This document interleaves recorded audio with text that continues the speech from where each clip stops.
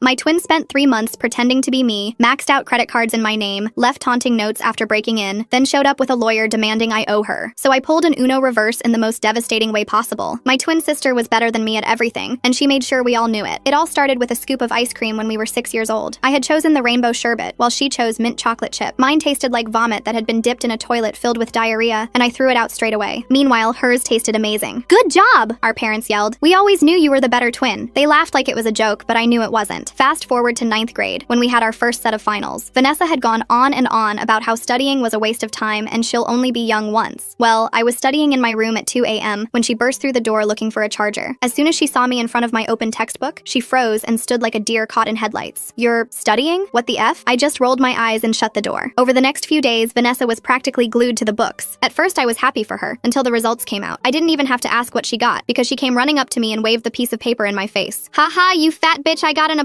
Let me see what you got." I showed her my A and she bent over from how hard she was laughing. "I effing knew I was smarter than you." But the worst part came later, when we were all at the dinner table. My sister whipped out a laminated copy of her exam paper. My parents didn't even wait to ask me what I got before singing her praises. Meanwhile, our dad was beaming with pride. "I got an A," I whispered when the kitchen got a little quieter. "You need to start being more like Vanessa," my mom instantly responded. From there, I started to isolate myself from the family. I'd spend all my time at home with our black cat Midnight and culled any urge to talk to them. So by the time college applications came around, I was practically buzzing with excitement to finally move out. Vanessa was beside me when she got the email from her dream college. She was bouncing up and down on the chair faster than a trained window girl. There it was, in plain red Arial font. Rejected. I could see the light in her eyes die out. After just 10 seconds of crying, she turned to me to ask a question. "Can you tell mom and dad that you accidentally deleted my acceptance email, and that's the reason I didn't go?" I sighed. "I don't know." "Thanks. You're the best," she interrupted. For the next few weeks, Vanessa was less mean to me than usual to thank me for the favor. We were sitting at the dinner table a few weeks later when I asked her to pass the carrots. "Why would I pass you anything, you conniving bitch?" she screamed. I slowly rubbed my temples, bracing myself for what was to come. Mom Daisy, my name, deleted my college acceptance email and I missed the deadline to accept. My mom's fork clattered on her ceramic plate. My dad spit out his Dasani water. "We always knew you were jealous of Vanessa, but we never thought you would take it this far," my dad said with full confidence. I didn't talk to them much after that because we couldn't even get through a full sentence without them bringing up the college email. And when I finished high school, moving out was a no-brainer. I never even bothered coming home for the holidays, and talking to my parents was too frustrating, so I didn't do that either. Instead, I'd just order them gifts on Amazon for their birthday and Christmas. And since Vanessa never went to college, I'd get her something too. Fast forward to 4 years later when I finished university. I invited them all to my graduation, and it was the first time I had seen them in years. I met them for photos after receiving my diploma. "That could have been Vanessa," was the first thing my mom said to me. I pinched the bridge of my nose. "Yeah, the diploma should be mine," Vanessa added. They then proceeded to take my graduation gown and cap and put it on Vanessa to take pictures of her instead. They were looking back at the photos I took when Vanessa noticed my finger covering the lens. "You always sabotage my success," she said. Something in me finally snapped. "Oh, sort of like when you got rejected from your dream college and let me take the fall?" My parents' jaw dropped. Vanessa's face went white. "What are you talking about?" She laughed, but it sounded forced. I looked straight at her. "Remember senior year? You asked me to pretend like I had deleted your acceptance email because you didn't want mom and dad to see you got rejected?" Mom was staring at Vanessa like she'd never seen her before. "Is this true?" she asked, voice shaking. Vanessa stammered,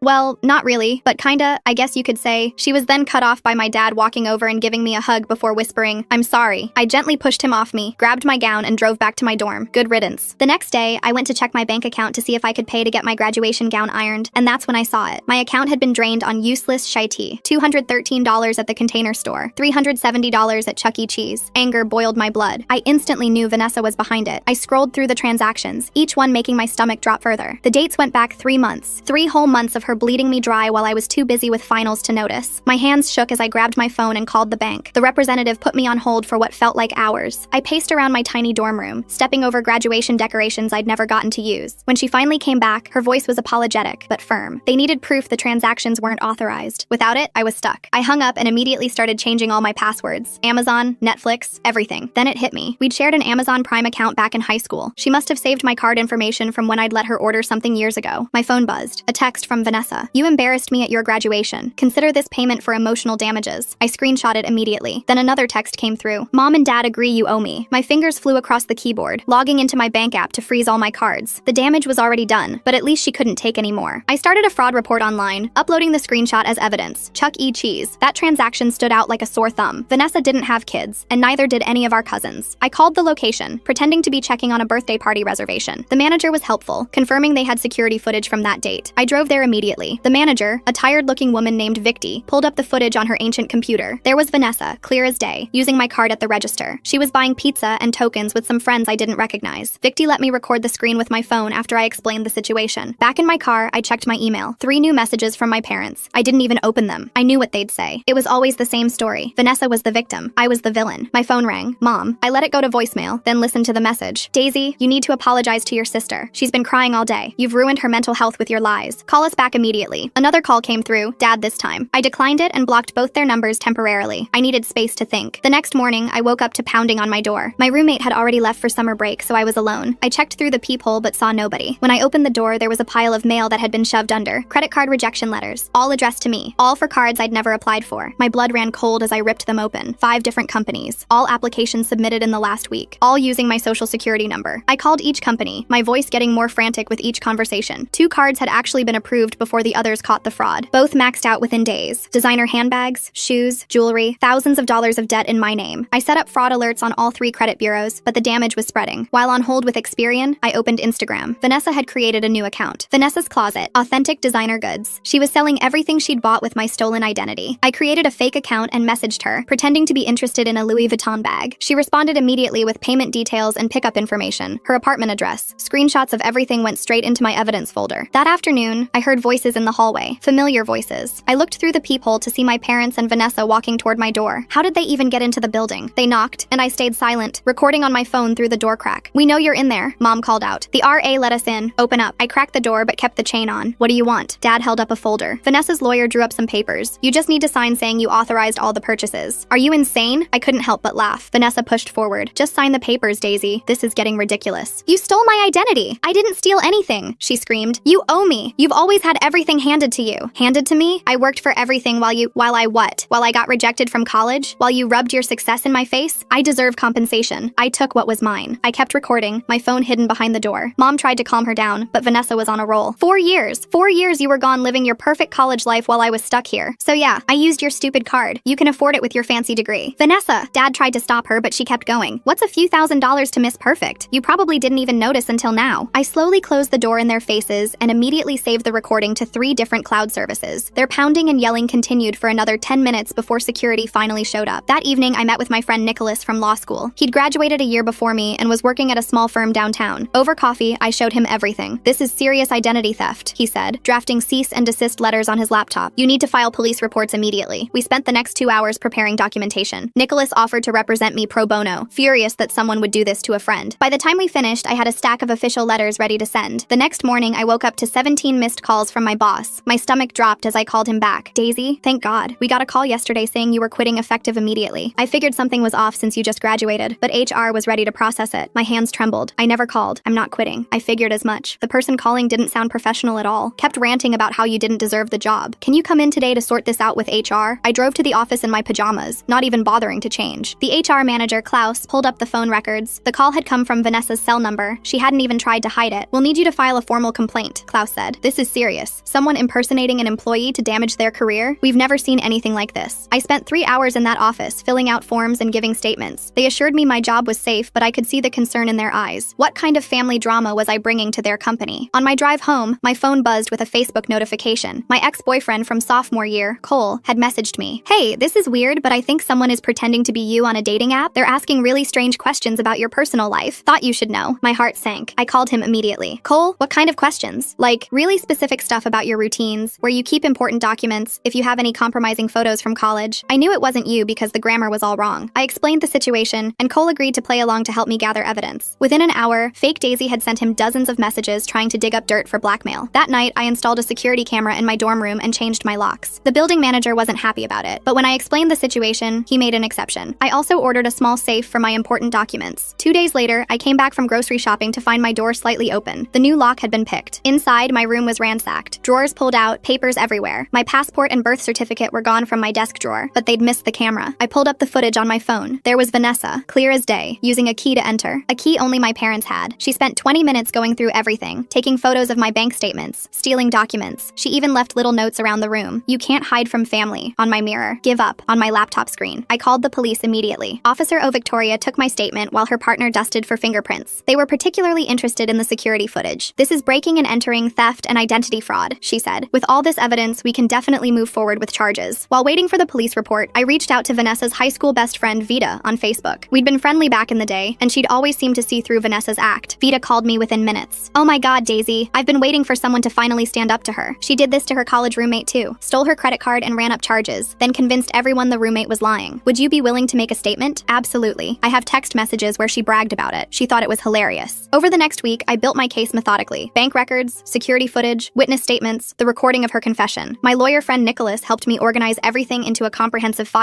Then Vanessa made a mistake. She panicked. She called me from an unknown number, and I recorded the call. "Daisy, let's work this out. I'll return your documents and pay back some of the money if you drop everything." "Some of the money? I mean, I can't return the stuff I already sold, but I'll give you like half. That's fair, right? Fair? You stole my identity, Vanessa. You stole my life," she screamed. "You got to go to college, get a degree, move away. I was stuck here being compared to you every single day. That's not my fault." "Yes, it is. Everything is your fault. Mom and Dad only cared about your achievements. Daisy's doing so well in school. Daisy got another internship. What about me? You could have gone to community college, gotten a job, done something with your life instead of stealing mine." She hung up. The next day, my social media exploded. Vanessa had posted on every platform, tagging mutual friends, distant relatives, everyone. According to her posts, I was mentally unstable, had attacked her at graduation, was making up lies about theft because I was jealous of her. Some people believed her. I got messages asking if I was okay, suggesting therapy, wondering why I would make up such horrible accusations about my own sister. So I posted my own response. The security footage, the bank records, the screenshots, the credit reports, everything. The tide turned instantly. Comments poured in expressing shock, anger, disbelief that Vanessa could do something like this. Several people messaged me privately, sharing their own stories of her theft and manipulation. My phone rang. "Mom." I almost didn't answer, but something made me pick up. "Daisy." Her voice was small, broken. "We saw everything. The footage, the evidence. We didn't know. You didn't want to know. Can you come over, please? Your father and I, we need to talk to you, to apologize, to make this right." I drove to my childhood home for the first time in years. The house looked exactly the same, but somehow smaller. Mom opened the door with red-rimmed eyes. Dad sat at the kitchen table looking older than I remembered. The security footage played on loop on Dad's laptop. They'd watched it over and over, trying to understand how they'd missed this. "We failed you," Dad said simply. "We failed both of you, but especially you." Vanessa was there too, sitting in the corner like a scolded child. She wouldn't meet my eyes. "Tell her," Mom said firmly. "Tell her everything." And Vanessa did. How the resentment had built over the years. How every achievement of mine felt like a personal attack. How she'd convinced herself she deserved compensation for her pain. How it started small, just a few Amazon purchases, then spiraled out of control. "I was so angry," she whispered. "You got to leave. You got to become someone new. I was stuck being the failure twin." "You were never a failure," I said. "You chose to be. Every time you had an opportunity, you chose the easy way out. And when that didn't work, you chose to steal from me." The police reports were filed. The credit card companies launched their investigations. With all the evidence, my fraud claims were approved one by one. The money started returning to my account. Vanessa was charged with identity theft, breaking and entering, and fraud. Her lawyer negotiated a plea deal, community service and probation, mandated therapy. She had to pay restitution for everything she'd stolen. But more importantly, the truth was finally out. Family therapy started 3 weeks later. It was awkward, painful, full of tears and accusations. Years of favoritism, manipulation, and enabling behaviors were unpacked in that beige office. "I always thought I was helping," Mom admitted during one session. "I thought if I praised Vanessa more, she'd gain confidence. I didn't realize I was creating a monster and destroying another daughter in the process," the therapist added gently. Vanessa's individual therapy revealed deeper issues: anxiety, depression, a personality disorder that made her feel entitled to what others had. It didn't excuse her actions, but it explained them. Slowly, painfully, we rebuilt. Not the family we'd been, but something new. Something with boundaries, accountability, and truth. Vanessa got a job, started community college, began making her own life instead of trying to steal mine. I kept my distance at first, showing up for therapy, but nothing more. Trust, once shattered, takes time to rebuild. But gradually, I saw changes. Real changes. Vanessa apologizing without expecting forgiveness. My parents calling to ask about my life without comparing me to anyone. Family dinners where my achievements were celebrated instead of dismissed. It wasn't perfect. Some days were harder than others. Some relatives still believed I'd overreacted. Some friends chose sides. But for the first time in my life, I felt free. Free from the toxic dynamics that had defined my childhood. Free from the constant comparisons and manipulations. Free to be myself without apology or explanation. The girl who'd been told she was less than, who'd been blamed for her sister's failures, who'd had her success stolen and twisted, was finally standing in her own truth. And that truth had set us all free. The bank representative's voice crackled through my phone as I sat cross-legged on my dorm room floor, surrounded by printed statements and highlighted transactions. She explained the fraud investigation process while I furiously scribbled notes. The screenshot of Vanessa's confession text helped, but they needed more concrete evidence linking her to the unauthorized purchases. After hanging up, I methodically went through every transaction. The Container Store purchase happened during my organic chemistry final. Chuck E. Cheese was the day after my thesis presentation. Each charge coincided with moments when I'd been too overwhelmed to check my accounts. My laptop dinged with a new email notification. Another credit card rejection letter, this time forwarded digitally. My hands trembled as I opened it. Capital One, application submitted yesterday. Same social security number, different address, Vanessa's apartment. I immediately called Capital One's fraud department. The representative confirmed 5 more applications had been submitted to various banks over the past week. My stomach churned as she listed them off. Some had been flagged as suspicious, but 2 had already been approved and cards expedited to Vanessa's address. While still on the phone, I logged into Credit Karma. My credit score had plummeted 150 points. Years of careful financial management destroyed in days. The representative walked me through placing fraud alerts, but warned that damage already done would take months to repair. My dorm room suddenly felt suffocating. I needed air, needed to think. Grabbing my evidence folder, I headed to the campus library. The walk cleared my head enough to formulate a plan. First, I needed to document everything meticulously. Second, I had to prevent further damage. Third, gather enough evidence to stop Vanessa permanently. The library was nearly empty, summer session meaning fewer students around. I commandeered a study room and spread out my materials: bank statements, screenshots, rejection letters. The pattern became clearer with everything laid out. Vanessa had been testing the waters for months with small Amazon purchases before escalating to the credit card fraud. My phone vibrated. Unknown number. I almost ignored it, then remembered I'd blocked my parents. Sure enough, Mom's voice filled my ear when I answered. "Daisy, this is ridiculous. Your sister is distraught. She says you're making things up because you're jealous of her new business venture." New business venture? I couldn't hide my disbelief. She started selling designer goods online. Very entrepreneurial. Unlike someone who just throws accusations around. I hung up without responding. Opening Instagram, I searched for Vanessa's new account. There it was. Vanessa's Closet. Posted just hours ago were photos of designer handbags, shoes, and jewelry, all purchased with my stolen identity. The prices were marked up significantly from retail. Creating a fake account took minutes. I messaged about a Gucci bag, playing the part of an eager buyer. Vanessa responded almost immediately with payment instructions and pickup details. Her apartment address, cash only, available tomorrow afternoon. I screenshot everything. The next morning arrived with more chaos. My email inbox contained 3 more credit card rejections and 1 approval. Discover had somehow approved a card with a $5,000 limit despite the fraud alerts. I called them immediately, but the card had already been maxed out and closed within hours of approval. I drove to Chuck E. Cheese hoping to catch the manager, Victi, during a slow period. The restaurant smelled of pizza grease and industrial cleaner. Victi remembered me from my previous call and was surprisingly helpful. She pulled up the security footage on the ancient computer system, showing Vanessa clear as day using my debit card. "Can I get a copy of this?" I asked, trying to keep desperation out of my voice. Victi glanced around nervously. "We're not supposed to, but..." She pulled out her phone. "Record the screen. I'll pretend I didn't see." I thanked her profusely, making sure to capture Vanessa's face clearly in the footage. She was laughing with friends, swiping my card like it was nothing. The timestamp matched perfectly with my bank statement. Back in my car, I noticed several missed calls from an unknown number. The voicemail made my blood freeze. It was my boss. "Daisy, we received a concerning call about you today. Please contact HR immediately." My hands shook as I called the HR department. Klaus answered on the second ring, his voice professional but concerned. "Someone called claiming to be you, saying you needed to quit immediately due to mental health issues." The caller was quite graphic about your supposed breakdown. "That wasn't me," I managed to say through gritted teeth. "We figured as much." The caller kept ranting about how you didn't deserve the position. "Can you come in to file a report?" I drove straight to the office, not caring that I was wearing yesterday's clothes. Klaus had already pulled the phone records. The number belonged to Vanessa's cell phone. She hadn't even tried to mask it. "This is serious harassment," Klaus said, typing up the incident report. "We'll need documentation for our legal department." 3 hours later, I finally left the office with assurances my job was safe, but the damage to my professional reputation worried me. What if Vanessa contacted other potential employers? My phone buzzed with a Facebook message. Cole, my ex from sophomore year, had sent a screenshot. Someone using my photos had matched with him on a dating app, asking invasive questions about my college years. I called him immediately. "What kind of questions?" "Where you lived, who your roommates were, if you had any embarrassing photos or stories." I knew it wasn't you because they kept calling me the wrong name. We devised a plan. Cole would play along, gathering evidence while I documented everything. Within hours, Fake Me had sent dozens of messages trying to extract blackmail material. The grammar was atrocious, clearly Vanessa's writing style. That evening, I invested in security upgrades. A camera for my dorm room, new locks, a small safe for important documents. The building manager initially protested but relented after I explained the situation. I also changed every password I could think of, using a password manager to generate complex combinations. 2 days passed in relative quiet. I used the time to organize evidence, file police reports, and work with Nicholas on legal documentation. He'd drawn up cease and desist letters and helped me understand my options for pressing charges. Then I came home to find my door ajar. My new lock had been picked, the door frame showing fresh scratches. Inside, chaos. Drawers emptied, papers scattered, personal items rifled through. My passport and birth certificate, which I'd stupidly left in my desk drawer, were gone, but the camera had caught everything. I pulled up the footage on my phone, my anger building with each second. Vanessa entered using a key, one only my parents had. She spent 20 minutes ransacking my room, photographing financial documents, stealing identification papers. She even paused to leave notes. "You can't escape family," taped to my mirror. "Give up," stuck to my laptop. I called 911 immediately. Officer O. Victoria arrived within 30 minutes, her partner beginning to dust for fingerprints while she took my statement. "This is breaking and entering, theft, and identity fraud," she said, watching the security footage. "With evidence this clear, we can definitely press charges." While waiting for the police report, I remembered Vita, Vanessa's high school best friend. We'd been friendly enough, and she'd always seemed to see through Vanessa's manipulations. I found her on Facebook and sent a message. Her response came quickly. OMG Daisy, I've been waiting for someone to finally call her out. Can I call you? Within minutes, Vita was spilling years of witnessed manipulation. She did this to her freshman roommate too. Stole her credit card, ran up hundreds in charges, then convinced everyone the roommate was lying. I have screenshots of her bragging about it. Would you make an official statement? Absolutely. I'm tired of watching her hurt people. Over the following days, I built my case methodically. Bank records showing unauthorized transactions, security footage from multiple locations, witness statements from Vita and others who'd come forward, the recording of Vanessa's confession through my door. Nicholas helped organize everything into a comprehensive legal file. My phone rang constantly. Unknown numbers I assumed were my parents. I let them all go to voicemail, focusing on damage control. Each credit bureau now had extensive fraud alerts. My bank issued new cards with enhanced security. My employer documented the harassment for potential legal action. Then Vanessa panicked. The call came from an unknown number late one evening. I almost didn't answer, but something made me hit record first. Daisy, we need to talk. This has gone too far. You broke into my room, Vanessa. I was looking for something that belonged to me. What could possibly belong to you in my dorm room? She paused, clearly not expecting the question. Look, let's make a deal. I'll return your documents and pay back some of the money if you drop all this. Some of the money? I can't return what I already sold, but I'll give you half of what I made. That's fair. Fair? You stole my identity. You tried to get me fired. You're destroying my credit. You destroyed my life. Her composure cracked completely. You got everything. College, freedom, a future. I was stuck here being reminded every day that I wasn't you. So you decided to steal my life instead of building your own? I deserved compensation. 4 years of being compared to perfect Daisy. 4 years of, why can't you be more like your sister? You owe me. I owe you nothing. You made your choices. My choices? I didn't choose to be rejected from college. I didn't choose to be the failure twin. You chose to lie about it. You chose to blame me. You chose to steal from me instead of taking responsibility. She hung up, but I had everything recorded. The next morning, my social media exploded. Vanessa had posted across every platform, tagging mutual friends, distant relatives, everyone we'd ever known. According to her posts, I was mentally unstable, jealous of her success, making up elaborate lies because I couldn't handle her entrepreneurial achievements. Some people believed her. Messages poured in asking if I was okay, suggesting therapy, wondering why I would fabricate such accusations. Others who knew us better expressed doubt, but Vanessa had always been convincing. So I fought back with truth. I created a comprehensive post with evidence. The security footage of her breaking into my room, bank statements showing unauthorized charges, screenshots of her selling stolen goods, the credit reports showing fraudulent applications. Everything laid out chronologically and clearly. The response was immediate. Comments flooded in expressing shock, anger, disbelief. Several people messaged privately sharing their own experiences with Vanessa's theft and manipulation. Former classmates, co-workers, even extended family members she'd scammed over the years. My phone rang. Mom. I stared at the screen, debating. Finally, I answered. Daisy. Her voice sounded different, smaller. We saw your post, the video. Is